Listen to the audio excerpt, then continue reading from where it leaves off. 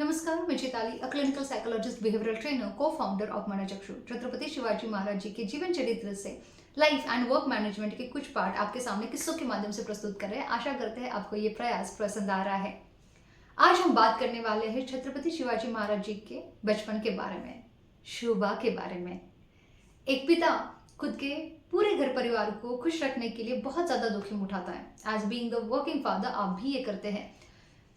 वहां पे एक पिता थे जो प्रयास कर रहे थे ना ही सिर्फ खुद के घर परिवार को, लेकिन अखंड हिंदुस्तान के घर परिवार और बच्चे एक महफूज जीवन व्यतीत करें, और उसके लिए बहुत ज्यादा जोखिम वो हर दिन ले रहे थे। टीवी सीरियल्स, मूवीज और अन्य माध्यम से बताया गया है कि शिवबा से छत्रपति बनने के पूरे कारकिर्द में, प्रयास में माँ जिजाऊ का बहुत ज्यादा योगदान रहा है। एक्टिव रोल जो 100% सही है, लेकिन हर एक प्रेरणा स्थान को कहीं ना कहीं से ऊर्जा मिलना जरूरी है। और माँ जिजाऊ की इतनी प्रेरणा की ऊर्जा थी माँ जगदम्ब और शाहजी राजे जी भोसले, उनके पति। हम देखते हैं कि हमारे बच्चे किस तरीके से बड़े हो रहे हैं, लेकिन शाहजी राजे जी ने पाया कि उनके बच्चे पत्रों के द्वारा ही बड़े होते हुए sacrifice ultimate parenting, but the active role of parenting is required.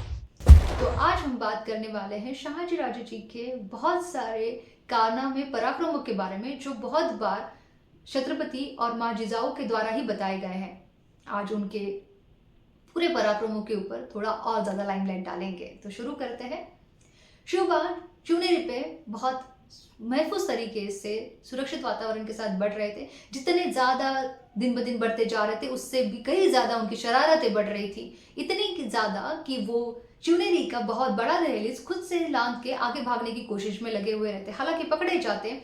उनकी चपलता, चतुराई, इतनी चाणाक्ष नीति देखते हुए माँ ने उनके साथ खेलने के लिए मिट्टी से बने हुए बहुत सारे खिलौने लाए, लेकिन उनको वो थोड़ी काफी होने वाले थे। उसी के साथ उनको तो खेलना था घोड़े, हाथी, मोर, खरगोश, ऐसे जीवित जानवरों के साथ। उनके साथ ना ही सिर्फ खेलते, उनका बहुत अच्छे से निरीक्षण भी करते, और निरीक्षण के साथ उनकी हरकतों के निरीक्षण के साथ वो उनकी आवाजों का भी निरीक्षण करते, और इतनी बखूबी आवाज निकालते कि लोग डर जाते, और वो डराते भी थे।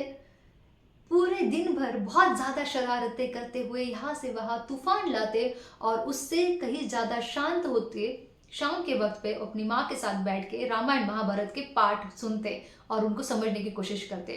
इसके अंदर उनका एक और बहुत बेहतरीन खेल था गढ़ किले, बहुत पसंदीदा खेल, जहाँ पे मिट्टी के ढेर बना के अलग अलग मिट्टी के ढेर को किले के अलग अलग नाम दे के उनको संबोधित करते। इस दौरान अगर किसी ने उस किले को मिट्टी के ढेर करके संबोधा तो वो नाराज होते, अट्टहास करते कि गढ़ या किला ऐसे ही संबोधना चाहिए। असर्टिवनेस, छोटे से बच्चे में इतना ज्यादा असर्टिवनेस। उसी के साथ वो खुद राजा बन के उसके ऊपर बैठ जाते, सैन्य चुनते। खुद के साथ जो खेलने वाले बच्चे थे वो उनके सैन्य थे, उसी में से ही एक शत्रु चुनते। शत्रु के साथ शत्रु का सैन्य आया, शत्रु आया, राजा आया, सैन्य आया, तो लड़ाई बनती है। लड़ाई के साथ लड़ाई की जीत बनती है, जीत के साथ जीत का जल्लोष, और जल्लोष के साथ ध्वज का लहराना। रियाज, ये एक रियाज ही था शायद से उनका, कि भविष्य में मिलने वाले हर एक जल्लोष का सादरीकरण कैसे बेहतर से बेहतर किया जाए। विजुअलाइजेशन, नाम तो आज आए हैं, वो तो प्रैक्टिस कितनी सालों से कर रहे हैं। यहाँ पे चुनेरी एक छोटे से बच्चे के साथ हंसता खेलता जीवन व्यतीत हो रहा था।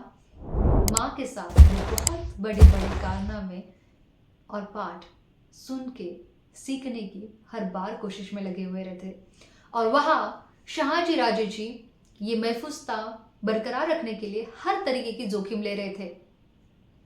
मुगल बादशाह को ये रास नहीं आ रहा था, और कहीं ना कहीं पे उनको नीचा दिखाने के लिए और काबू करने के लिए उन्होंने पहला हमला किया निजामशाही की राजधानी पे। राजधानी पे हमला करके उन्होंने राजधानी देवगिरी तो अपने हाथ में ले ली, लेकिन एक राजधानी डूबने से हमारा पूरा निजामशाही डूब नहीं सकता। ये ध्यान में लेते हुए उन्होंने एक चाल चली। शाहजी राजे जी ने मुर्तजा नामक छोटे वंशज को निजाम शाह का बादशाह बनाया, खुद वजीर बने और पूरा महाराष्ट्र अखंड हिंदुस्तान को उन्होंने राज्य करने की प्रयास में लग गए। वहां पे वो 3-3.5 साल मुगल बादशाह दिल्ली के विरुद्ध लड़ते रहे अकेले, और साथ में कभी कभार आदिल शाही। यहाँ पे एक साइड पे वो मुगल बादशाह को हैंडल कर रहे थे, उनके प्रति इतने लड़ा दे रहे थे, और वहां पे उन्होंने दूसरी जगह पे भीमा और गोदावरी नदी के स्थित मोंगलों ने कब्जा किया हुआ प्रदेश जो है अपने कब्जे में लेना शुरू कर दिया। एक मराठा बादशाह बनने की फिराक में है, ये बात मुगल बादशाह को कभी रास नहीं आने वाली थी, और उसने आदेश दिया कि जाओ और उस शाहजी को काबू करो। महतब खान ने आज्ञा का पालन करते हुए अपना बेटा खान जमान और मुगल बादशाह का बेटा शुजा इसको साथ में लेते हुए पिरिंजा किला काबिज करने के लिए आगे बढ़ गए। वो तो काबिज नहीं हुआ, लेकिन पूरी मुगल सेना बेहाल हो गई, क्योंकि शाहजी राजे जी ने चाल चलते हुए आदिल शाह और निजाम शाही के सैन्य को मिलाते पूरे पिरिंजा किले के अगल बगल का प्रदेश को आग लगा दी। आप कहेंगे क्या हुआ अगलपंथी, इतना नुकसान? बादशाही के हाथ में लगने से बजाय खुद के साथ खुद का नुकसान करना कभी कभार ज्यादा राज आता है। यहाँ पे उनको शत्रु सेना को ना खाने मिला ना पीने मिला, पूरी हार एक्सेप्ट करते हुए वो पीछे चले गए। यहाँ पे हमारे शाहजी राजे दिन ब दिन अपने पूरे जो जीत है उसका माहौल और ज्यादा बरकरार रखते हुए मनाते हुए आगे बढ़ रहे थे। बहुत सारे सरदार उनके ऊपर बहुत ज्यादा खुश थे, उनको बहुत ज्यादा आदर सम्मान के साथ पेश आते, जितनी हो सके उतनी दिल से मदद करने की हर बार कोशिश में लगे हुए रहते, जिसमें रंदुल्ला खान जी और मुरारजी जगदेव जी अग्रस्थान पे थे।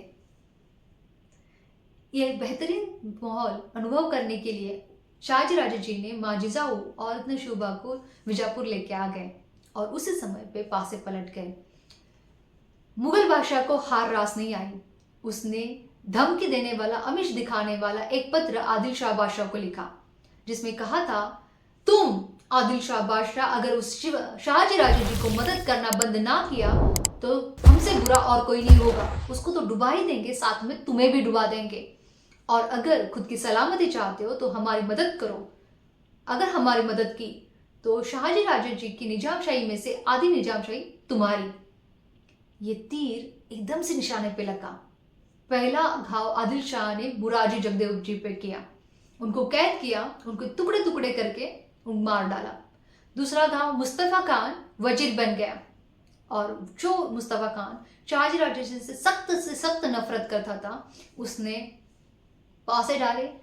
देखते ही देखते सारे विरोध करने वाले शत्रु इकट्ठा हो गए और शाहजी राजे जी के खिलाफ आक्रमित होना शुरू हो गए। वक्त रहते ही संकट को ध्यान में रखते शाहजी राजे जी ने मुर्तजा नामक उनके निजाम शाह बादशाह माँ जिजाऊ और शोभा को लेके वो माहौली के किले पे चले गए। खान जमान ने वैसे जैसे वो वहां पे पहुंचे, पूरे माहौली के किले को बेड़ा लगा दिया। यहाँ पे किसी की मदद की आशंका नहीं। शाहजी राजे अकेले पड़ गए, पोर्तुगीज ने ही हाथ खड़े कर दिए। एक इंसान आगे चल के मदद करने के लिए पहुंचे, उनका नाम था रंदुल्ला खान जी। मदद डायरेक्टली नहीं, इनडायरेक्टली कर सकते थे। रंदुल्ला खान जी आदिल शाह बादशाह के सामने समझौता करने के लिए बैठ गए। हमारे बादशाही में एक मराठा, वो भी शाहजी राजे जैसे मराठा होना ही चाहिए। उनका पराक्रम हम हमारे बादशाही के भले के लिए इस्तेमाल करेंगे। ये बात आदिल शाह के समझौते में आ गई और उन्होंने एग्री कर लिया। ये समझौते के कारण शाहजी राजे जी माहौली से बाहर आ गए। उन्होंने मुर्तजा को सुपुर्द किया, खुद आदिल शाह के सामने जाके बैठ गए और एज डिमांडेड बाय मुगल बादशाह उनकी आधी निजामशाही उन्होंने आदिल शाह को दे दी। यहाँ पे रुके नहीं, क्योंकि निजाम शाही से खुद का लड़ा देते हुए एक मराठा सत्ताधीश बनने की फिराक में है। इसे अगर महाराष्ट्र में रखा गया तो ये शेर और ज्यादा घाव करेगा। ये जानते हुए मुगल बादशाह ने एक सख्त ताकीद दी थी, जिसके चलते आदिल शाह ने शाहजी राजे जी को महाराष्ट्र से बाहर भेजा क्योंकि डिमांडेड बाय मुगल बादशाह इस शाहजी राजे जी को महाराष्ट्र से दूर भेज दो, महाराष्ट्र में ये रहेगा तो शेर और ज्यादा घाव करेगा। यहाँ पे आदिल शाह ने उन्हें कर्नाटक भेज दिया। कर्नाटक निकलने से पहले उन्होंने अपने रंदुल्ला खान जी से एक मांग की और वो मांग ये थी कि आपके साथी में काम करने वाले कान्होजी नाइक जे थे और दादाजी कृष्ण लोहेकर, ये दो अनमोल रतन मुझे चाहिए। रंदुल्ला खान जी इतना ज़्यादा आदर करते शाहजी राजे जी का, तो उन्होंने हंसते खेलते ये मांग पूरी कर दी। अब शाहजी राजे जी के सामने बहुत बड़ा प्रश्न था। मैंने तो कर्नाटक जाने के लिए हामी भर दी, पूरे घर परिवार के साथ अगर मैं चला जाऊं तो मेरे महाराष्ट्र, मेरे स्वराज्य का क्या, कौन रहेगा, कौन मेरा स्वप्न पूर्ति करेगा। इस दौरान शाहजी राजे जी का पूरा ग्राफ देखे तो उनके हाथ में बचा ही क्या था, कुछ छोटी सी जहागीर और बाकी पूरी जगह पे उन्होंने गंवाए हुए बहुत सारे वफादार लोग। इसके अलावा उनके साथ अभी कुछ नहीं बचा था। आवेश में आके उन्होंने होश नहीं खोए। बीइंग अ कॉर्पोरेट एम्प्लॉय, एक जगह से दूसरे जगह पे हम चलते रहते हैं। टैलेंट दिखा तो फ्रीलांस हो लिया या फिर खुद का कंपनी शुरू कर दी, वहाँ पे सक्सेस ना मिली या फिर सपोर्ट नहीं मिला तो वापस से इतने कॉर्पोरेट, तो ये तो फेलियर ही हुआ ना। नहीं जी, शाहजी राजे जी का पूरा ग्राफ देखें तो प्रसंगावधान वहाँ पे आपको हर जगह पे दिखेगा। आवेश में आके कुछ करने के बजाय समझदारी और संयम रखना उन्होंने ज्यादा महफूज समझा, जो ना ही सिर्फ खुद के लिए लेकिन खुद की प्रजा के लिए ज्यादा जरूरी है। बीइंग अ ट्रू लीडर, वहां पे उन्होंने विद इन अ बॉक्स क्या क्या अवेलेबल है उसका सही समय पे इस्तेमाल करना, ये उन्होंने सही समझा। अभी उनके सामने आपत्ति थी कि चुने किसको। बीइंग अ ट्रू लीडर, एक लीडर मैं नहीं तो कोई और सही जिसे मैं सपोर्ट करूं, जो अकाउंटेबल हो और रिस्पॉन्सिबिलिटी लेने के लिए हर वक्त तैयार हो। इसका चुनाव करना बहुत ज़्यादा ज़रूरी है और जो सही समय पे हमारे शाहजी राजे जी ने किया।